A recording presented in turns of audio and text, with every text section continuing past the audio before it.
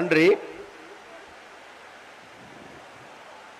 இவ்வளவு நேரமாக நீங்கள் அனைவரும் எதிர்பார்த்து கொண்டிருந்த உங்களுடைய ஜனாதிபதி வருகை தந்திருக்கின்றார்கள். ஆகவே நீங்கள் எல்லோருமே அவருடைய பேச்சை கேட்பதற்காகவே இவ்விடத்தில் அமர்ந்திருக்கின்றீர்கள். அவருடைய முகத்தை பார்ப்பது எப்படி, அவருடைய பேச்சை கேட்பது எப்படி, அவரோடு ஏதாவது உரையாடி கொள்ள முடியுமா, அதையும் எப்படி செய்வதென்றே நீங்கள் யோசித்து கொண்டிருக்கின்ற இந்த நேரத்தில் நான் கூடுதலாக உங்களோடு பேசி உங்களோட நேரத்தை வீணடிக்க விரும்பவில்லை. அதனால மிகவும் சுருக்கமாக சொல்ல போனால் வேறு எதுவுமல்ல, இங்கே இருக்கின்ற கிளிநொச்சியில் வாழுகின்ற மக்கள் உண்மையிலே இந்த முறை ஒரு பெரிய மாற்றத்தை செய்வார்கள் என்கின்ற திடமான நம்பிக்கை எனக்கு இருக்குது. ஏனென்றால் இன்று நேற்றல்ல, 2010ஆம் ஆண்டு 11ஆம் ஆண்டு கால பகுதிகளில் இருந்து நாங்கள் இந்த கிளிநொச்சி மாவட்டத்தில் எங்களுடைய அரசியல் செயற்பாடுகளை முன்னெடுத்து வருகிறோம். அவ்வாறு எங்களுடைய அரசியல் செயற்பாடுகளை அன்றைய காலகட்டங்களில் முன்னெடுக்கின்ற பொழுது எங்களுக்கு இவ்வாறான கூட்டங்கள் அல்லது இவ்வாறான மக்கள், இவ்வாறான இளைஞர்கள் கலந்து கொண்டதாக எங்களுக்கு காண கிடைக்கவில்லை.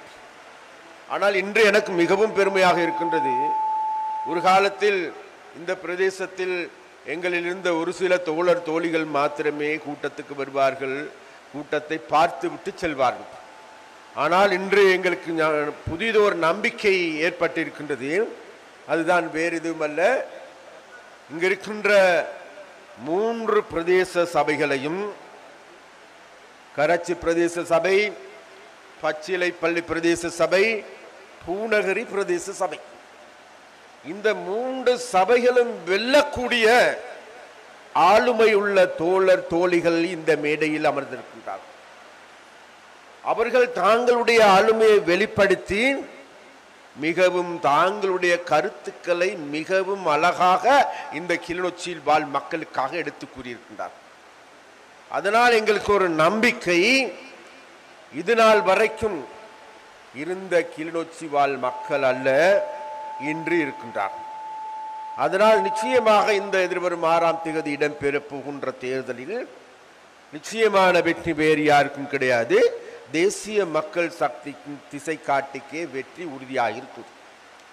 அந்த வகையில் அவ்வாறு வெற்றி உறுதியாக இருக்கின்ற போது, அதாவது கூட்டத்திலே கோவிந்தா போடுற மாதிரி நமது பழைய அரசியல்வாதிகள் மீண்டும் எங்கள் மத்தியில் இனவாதத்தை தூண்டுகின்ற, மக்களை பிரிக்கின்ற, நீ தமிழன் என்றும் சிங்களவன் என்றும் முஸ்லிம் என்றும் எவ்வாறாவது மக்களை பிரிக்க முடியுமா, தமிழர்களுடைய இரத்தத்தை மீண்டும் சூடேற்ற முடியுமா, அவ்வாறு சூடேற்றி அதில் குளிர்காயவதற்கான அரசியலை செய்ய முடியுமா என்று எத்தனித்து கொண்டிருக்கின்றார்.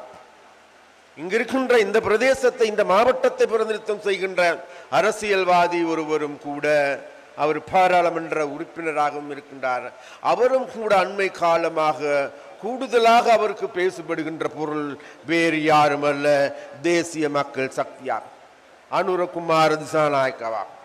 அனுரகுமார திசாநாயக்கா என்பவர், அவர் ஒரு சிங்களவர், அவருடைய சிங்கள கட்சி, அதனால் அவர்களுக்கு பின்னால் செல்ல வேண்டாம், அவர்களுக்கு வாக்களிக்க வேண்டாம் என்கின்ற வார்த்தையை தவிர, இந்த 30 வருடங்களுக்கு மேலாக யுத்தத்தால் பாதிக்கப்பட்ட, யுத்தம் முடிந்து 15 வருடங்களாகின்ற போது எங்களுடைய கிளிநொச்சி மாவட்டத்தை எப்படி முன்னேற்றுவது, எங்களுடைய மக்களுக்கு புதிய வாழ்வாதாரத்தை நாங்கள் எப்படி பெற்றுக் கொடுப்பது, இங்க இருக்கின்ற இளைஞர் யுவதிகளுக்கு புதிய நம்பிக்கையை நாங்கள் எப்படி ஏற்படுத்துவது என்ற வார்த்தை கூட, அல்லது அதற்கான வேலை திட்டம், அதற்கான செயற்திட்டத்தை கூட முன்மொழிய முடியாத இங்கு இருக்கின்ற பாராளுமன்ற உறுப்பினர் எங்களை பற்றி, என்னை பற்றி, எங்களுடைய பாராளுமன்ற உறுப்பினரான இளங்குமரனை பற்றி போலியான தகவல்களை தாங்களுக்கு வக்காலத்து வாங்கி கொண்டிருக்கின்ற ஒரு சில ஊடகங்கள், ஒரு சில சமூக வலைத்தளங்களின் மூலமாக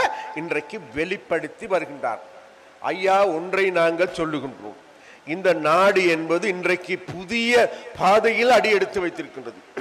கடந்த காலங்களில் ஜனாதிபதியாக வருகின்ற பொழுது எங்களுடைய அனுரகுமார் திசாநாயக்க அவர்கள் ஜனாதிபதி வேட்பாளராக நின்ற போது தென்னிலங்கையில் இருந்தார்கள் பெரிய ஊடகங்கள், அந்த பெருகிய ஊடகங்கள் இருந்து அவருக்கு எதிராக தங்களால் இயன்ற அனைத்து விதமான போலியான அவதூறுகளை கட்டவிழ்த்து விட்டார். பாரிய சேர்களை அள்ளி வீசினார்கள். ஆனால் அந்த சேர்களுக்கு எல்லாவற்றுக்கும் ஜனாதிபதி தேர்தலிலே மக்கள் பதிலடி கொடுத்தார். அது மாத்திரமல்ல, பொது தேர்தலில் மக்கள் அதற்கு நல்ல பதிலடியும் கொடுத்தார். அதனால் வேண்டி நாங்கள் இங்கு இருக்கின்ற எங்களை பார்த்து குறைக்கின்ற ஒரு சில அரசியல்வாதிகளுக்கு நாங்கள் சொல்வது வேறு எதுமல்ல, இன்றைக்கு கிளிநொச்சி வாழ் மக்கள் எடுத்துக்கொண்டாலும் கூட கடந்த பொது தேர்தலிலே நல்ல பாடத்தை புகட்டி இருக்கின்றார்கள். அந்த பாடம் என்பது வேறு எதுமல்ல, மக்கள் புதிய பாதையில் அடி எடுத்து வைப்பதற்கு தயாராக இருக்கின்றனர். அந்த வகையில் இன்றைக்கு இலங்கையில் வாழ்கின்ற மக்கள் நல்லதோர் தலைவனை தெரிவு செய்திருக்கின்றார்கள், நல்லதோர் பாராளுமன்றத்தை தெரிவு செய்திருக்கின்றார்கள், நல்லதோர் அமைச்சரவையை தெரிவு செய்திருக்கின்றார்கள். அந்த பாராளுமன்றம், அமைச்சரவை, ஜனாதிபதி இவர்கள் அனைவரும் ஒன்று சேர்ந்து இந்த நாட்டை கட்டி எழுப்புவதற்கான செயற்பாட்டினை முன்னெடுத்து வருகின்றார்கள். அந்த செயற்பாட்டின் போது கூடுதலான கவன ஈர்ப்பை பெற்ற மாகாணம் என்பது வடக்கு மாகாணமாகும், கிழக்கு மாகாணமாகும். அதிலும் விசேடமாக முல்லைத்தீவு மாவட்டம், கிளிநொச்சி மாவட்டம், யாழ் மாவட்டம் போன்ற மாவட்டங்களுக்கு கூடுதலான நிதி ஒதுக்கீடுகளும் செய்யப்பட்டிருக்கின்றது. இங்கு இருக்கின்ற புதிய அபிவிருத்தி திட்டங்களை முன்னெடுப்பதற்கு ஏதுவான நடவடிக்கையும் எடுக்கப்பட்டிருக்கின்றது. காரணம் வேறு எதுமல்ல, இன்றைக்கு கூடுதலான ஏழைகள் வாழ்கின்ற பிரதேசம் முல்லைத்தீவு மாவட்டமாக இருந்தால் இரண்டாவது பிரதேசமாக இருப்பது கிளிநொச்சி மாவட்டமாகும். அந்த வகையில் அவ்வாறு கிளிநொச்சி மாவட்டத்தை இன்றைக்கு வறுமை கோட்டின் கீழ் தள்ளப்பட்டிருக்கின்ற, அதே போன்று மறுபுறத்தில் இன்றைக்கு கூடுதலாக போதைப் பொருளுக்கு அடிமையாக்கி இருக்கின்ற, அடிமையான நிலைக்கு தள்ளி இருக்கின்ற மாவட்டமாக இன்றைக்கு கிளிநொச்சி, முல்லைத்தீவு மாவட்டங்கள் தள்ளப்பட்டிருக்கின்ற பொழுது அதிலிருந்து மீட்டெடுப்பதற்கு எங்களுக்கு புதிய இளைஞர்களுக்கு புதிய நம்பிக்கை ஏற்படுத்துவதற்கு ஏதுவான செயற்பாடுகள் எதுவும் இல்லாத இந்த அரசியல்வாதிகள் எங்கள் மீதான அவதூறுகளை மாத்திரமே அள்ளி வீசுவதற்கு தெரிந்திருக்கின்றார்.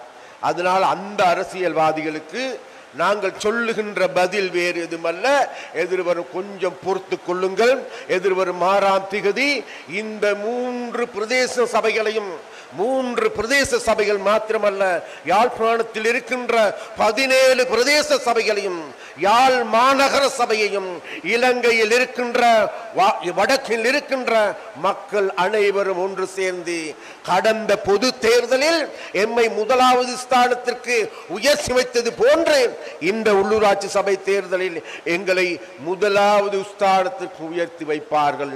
அவ்வாறு உயர்த்தி வைக்கின்ற பணியில் ஈடுபட்டு கொண்டிருக்கின்ற மக்களே, நீங்கள் போலியான அவதூறுகளை கண்டு ஏமாற வேண்டாம் என கேட்டுக்கொண்டு நீங்கள் அனைவரும் விழிப்பாக இருங்கள். ஏனென்றால் இது உங்களுக்கான தேர்தலோ எங்களுக்கான தேர்தலோ அல்ல, எங்களுடைய எதிர்காலத்துக்கான தேர்தல், எங்களுடைய பிள்ளைகளுக்கான தேர்தல். அவர்களுடைய நன்மையை கருதி, அவர்களுடைய எதிர்காலத்தை கருதி நீங்கள் அனைவரும் கடந்த பொது தேர்தலில் எடுத்த முடிவினை போன்றே இந்த தேர்தலிலும் திசை காட்டிக்கு வாக்களித்து திசை காட்டியை வெற்றி பெற செய்து இந்த 3 பிரதேச சபைகளையும் திசை காட்டி வேட்பாளர் தோழர் தோழிகளால் நிரப்புங்கள் என்று கேட்டுக்கொண்டு உங்களிடமிருந்து விடைபெறுகின்றேன். நன்றி, வணக்கம். நன்றி.